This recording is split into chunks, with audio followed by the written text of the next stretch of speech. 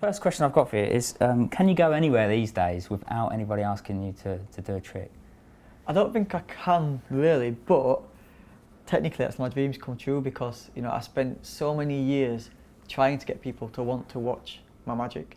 So now to go in to literally, when I leave a house, people want to see what I do. That's like the kind of all my dreams come true really. And do you have a trick that you sort of have prepared all the time, so when someone says, oh yeah, go on here? I'm always improvising, so I like to think that I can do magic anywhere, anytime, and just kind of, on the spot. So I like to challenge myself as well, So yeah, I think it's good to be put on the spot. Okay.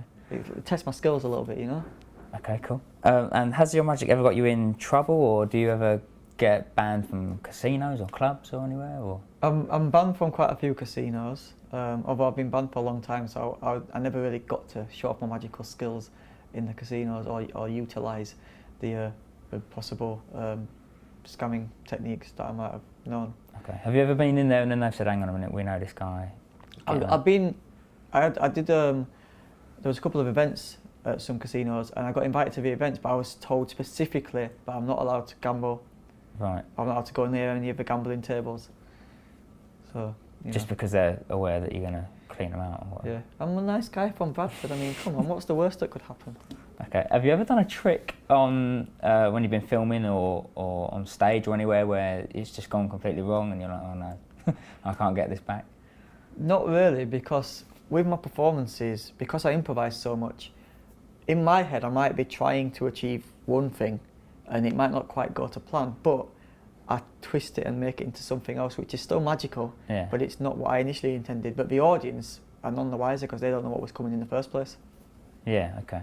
And are people like, online, a lot of people try and guess your techniques and how you do these things and try and reveal, if you like, what your secrets are. Do you read that sort of stuff and does that bother you? Sometimes I get a lot of tweets about stuff like that.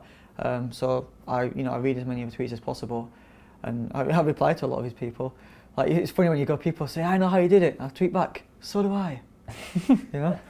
Like, it's just, yeah, I kind of, I think there's two sides to magic. There's people who love just watching it and being fascinated by it. Yeah. And there's people who love to try and work it out. And I think both schools of thought are great. And at the end of the day, if either way you're talking about the magic and it's keeping the magic alive. Okay. So, the people who have speculation give me or inspire me to kind of want to keep creating new magic to kind of keep them on their toes. Okay. And has anyone ever come up to you and done a trick for you and impressed you with, like, and you've gone, how have you done that? Yeah, a few people. I've been impressed by, there's a young kid called Daniel Rhodes, I think his name is. Dan the Magic Man. Okay. He's from Manchester, he's about 10 years old, I believe. And he sent me a YouTube clip of him doing some of his magic. And I was watching some of it, I was like, oh, that's all right, that's all right. And then he did this thing at the end, I was like, whoa! Like, I think it took everyone in my office by surprise. And he, in the beginning of his video, it's so hilarious though, like in a thick Yorkshire accent, like even thicker than mine, he was like, I'm Dan the Magic Man, and I like magic, and I was inspired by Dynamo, and I'm going to show you some of my magic, like Dynamo, but 10 times better. Right.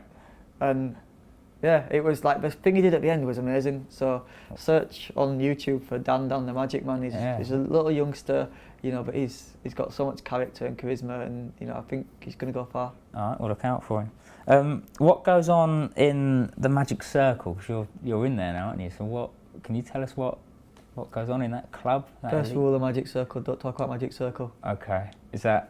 That's it? You can't? It's like Fight Club. Right, okay. So you can't tell us if it was like an initiation? I told you I'd have to kill you. And I like you. I've only just right. met you, but I like you, so I want to make you disappear, yeah. Okay, all right. If there was one celebrity you could make disappear, who would that be and why? I like most people, so I don't know if I'd make them disappear for long, but maybe, like, if I made Simon Cowell disappear for a little bit, yeah, so that magicians would have an easier time on Britain's Got Talent. Yeah. Because he don't really like magic that much, apparently. He's always a bit tougher on the magicians. So if he disappears for like one season, yeah, and we have someone like me, as a judge maybe, Yeah. then Magic might get better odds. Did you ever think of going on any of those shows before you made it? Was it around? It wasn't around when I was making my own shows. It kind of came just after the first series, but I mean, when I was before my TV show, I'm still hungry now, for Magic. I love it with a passion. So Yeah. I was always trying to find different ways and outlets to get my stuff out there. But luckily I had YouTube, and I kind of jumped on that early and got my stuff out on YouTube, and that got seen by the TV people, and then Magician Impossible was born, and now we're on series 3, and DVD's coming out 4th of November. Okay. And now you're a Bradford City fan, is that right? Is there any trick you could do to get those guys back in the Premier League, because they're not? I don't think they need me to do a trick. They're doing pretty good themselves. Are they? Whereabouts are they in the leagues, aren't they? They're in first division, but I know they've had a really good start to this season. I think they're definitely keeping up there. I don't want to jinx it, but I reckon they could get up to the Premier League next season. Okay. Do you ever get along to the games and any of that? Do you ever go? I went to the games in Wembley, but got us up there. That was exciting times last season. I think I don't get to go to Bradford that often anymore, because I'm literally on the road so much, performing everywhere.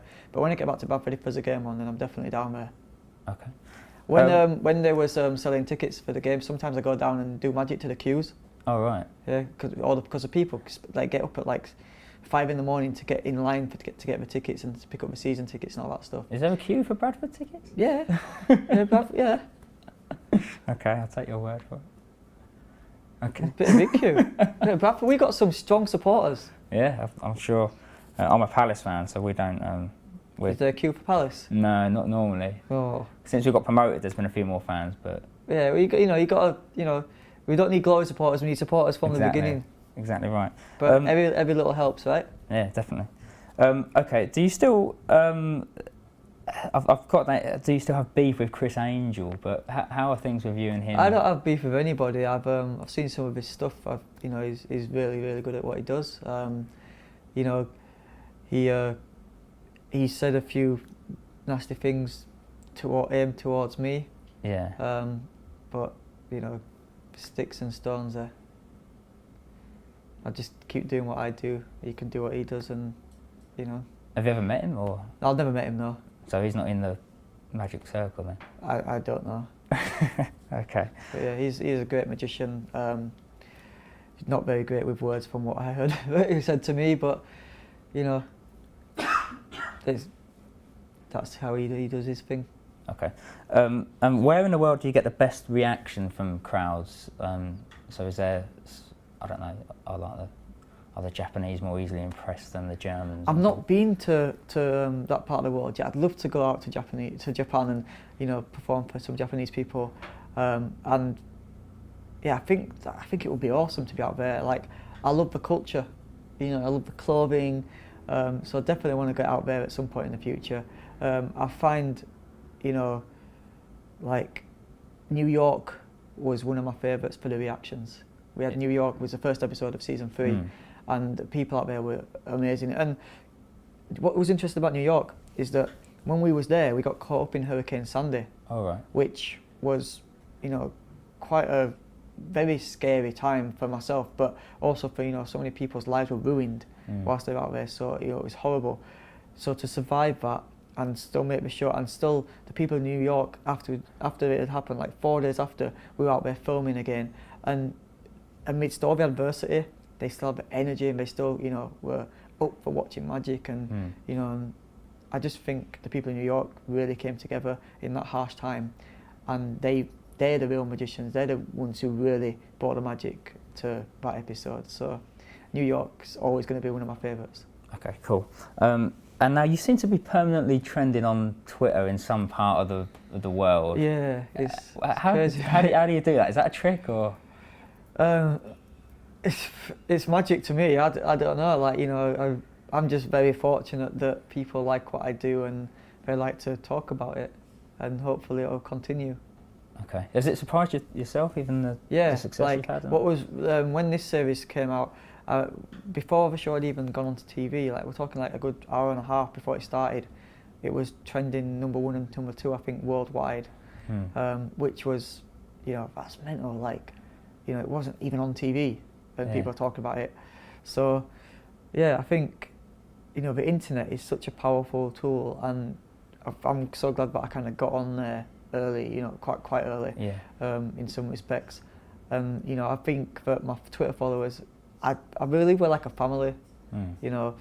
I grew up not necessarily with the greatest kind of family life surrounding me at all times. I didn't have many friends when I was younger, hence why I stayed locked in my room practicing magic tricks to myself. But as I've got older, I've kind of built up this kind of network of friends and family. But no matter where I'm in the world now, no matter what time it is, if I need to talk to someone, if I'm lonely, if I'm bored or whatever, I can just tweet someone and say, well, hey, what's up? And I'll get loads of responses, and Yeah. So we're in this together. Cool. The Dynamites, that's what they're called. That's my what they're Twitter called, followers, yeah. They called themselves Dynamites. So. Oh, they called themselves it, did they? Yeah. You didn't label them that. Yeah, I remember there was a big argument over some Super Dino fans saying we want it to be Dino Fam, and then someone saying we want it to be Dynamites, but then the majority vote was Dynamites. So I think that sounds better than Dino Fan, don't you? They're cool. They're all family though. Yeah. I'm just really thankful for the support. Okay. And the final question is, you've obviously performed for a lot of famous people and celebrities. Is there anyone you haven't met that you'd like to impress with your magic? I'd definitely like to meet Eminem at some point in the future. I don't even care if I do magic for him, I just think he's a genius, and I'd actually like to sit down and talk to him about superheroes and comic books, because he's a big comic book collector, right, yeah. And I'm a massive superhero fan, and I get a lot of my inspiration from superhero abilities and try and recreate them and put them into, do them in my own special way. So Eminem would be interesting, and just to kind of delve into his mind and see how his mind works, because he's a very complex guy. Yeah. And I'm a big fan of his work. Who's your favourite superhero? Because we're Toxic, we're a big fan of superheroes. Iron Man, who's technically not real superhero, he's a suit, but he's a genius, and Tony Stark's just really cool.